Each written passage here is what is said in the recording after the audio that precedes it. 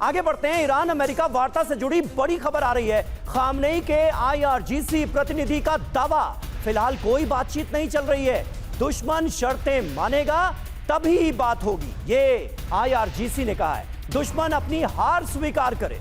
अब ऐसा तो अमेरिका कभी करने वाला है नहीं, लेकिन शर्त यही रखी गई है IRGC की तरफ से कि हारने वाला भला अपनी शर्तें मनवाने की कोशिश कैसे कर सकता है। बिल्कुल, तो लगातार यह कहा भी जा रहा है ईरान की तरफ से शर्तों के तौर पर कि जो युद्ध में नुकसान हुआ उसका हर्जाना इसको चाहिए। यहां पर अब मैं टच करता हूं बिग वॉल पर और उसके बाद ये स्क्रीन आपके सामने, युद्ध का हर्जाना चाहिए ईरान की तरफ से, यह शर्त रखी गई। इसमें क्या इंफॉर्मेशन दोनों तरफ से दलील के तौर पर सामने आ रही है, ये देखिए। ईरान की तरफ से कहा जा रहा है ईरान पर हमला गैर कानूनी है, तो अमेरिका की तरफ से कहा जा रहा है कि जो ईरान मांग कर रहा है किसकी, युद्ध को हर्जाने को लेकर, यह सरासर गैर कानूनी, यानी कि यहां पर भी जो बात है वो एकदम खींचतान वाली बनी हुई है। अगर मैं आगे बढ़ता हूं, यहां पर मैंने टच किया और देखिए अब आगे जो इंफॉर्मेशन आ रही है वो क्या है। हमले का नुकसान 22.4 लाख करोड़ हुआ है, यह ईरान की तरफ से कहा गया है। तो अमेरिका की तरफ से क्या दलील दी गई है, अमेरिका कोई हर्जाना नहीं देने वाला। तो सवाल तो वही समीर बना हुआ है कि हम देख रहे हैं कि दोनों तरफ वही है, जो पहले दिन था वही हालात आज बने हो, बदला क्या है।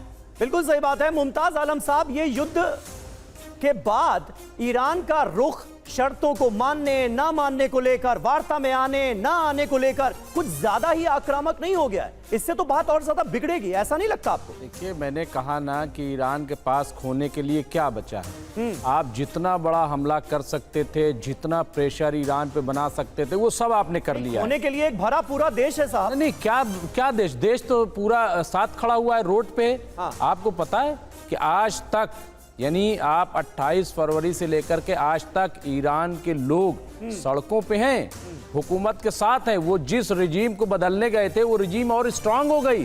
वो रिजीम जो अभी 85 साल के बुजुर्ग पास थी, वो अब 55-56 साल के नौजवान के पास आ गई है। तो इसलिए देखिए, नहीं, वो बात बिल्कुल सही है आपकी कि ईरान की जनता सुप्रीम लीडर के साथ नजर आ रही है, सरकार के साथ नजर आ रही है, लेकिन उनकी जान पर भी तो खतरा है। अगर युद्ध आगे बढ़ा, भयानक भयावह। अच्छा, क्या समझते हो समीर? अच्छा, ये फिर तो उसका अंजाम और बुरा होगा। एक मिनट, आपको क्या लगता है कि अमेरिका की बात मानने से खतरा टल जाएगा? हाँ। टल जाएगा? नहीं टलेगा, और बढ़ जाएगा। वो तो तबाह करना चाहता है ईरान को। तो मरना है तो ऐसे मरो या वैसे मरो।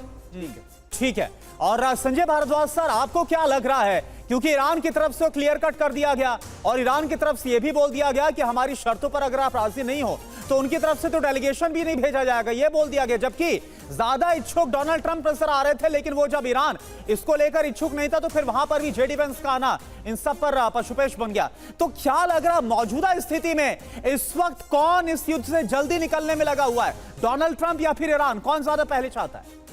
देखिए, इसमें दो फैक्टर। पहली बात कि दोनों की अपनी कंडीशन से, और कहीं पर भी ऐसा नहीं लग रहा कि कोई सहमति दोनों में बन पा रही है। निश्चित रूप से ईरान का जो अपना डैमेज हुआ है वो कहीं ना कहीं से रिकवरी का स्कोप देखेगा, और इसीलिए उन्होंने कहा कि जो खाते हैं फ्रीज हैं वो सब ओपन किए जाएं, उनका फंड रिलीज हुआ जाए। लेकिन एक फैक्टर, मैं पहले वाले सवाल से, बहुत इंपॉर्टेंट फैक्टर है कि जो कहते हैं कि अमेरिका अपने बेसिस को मिडिल ईस्ट में अगर महफूज नहीं रख पाया तो अमेरिका का यहाँ क्या फ़ायदा है।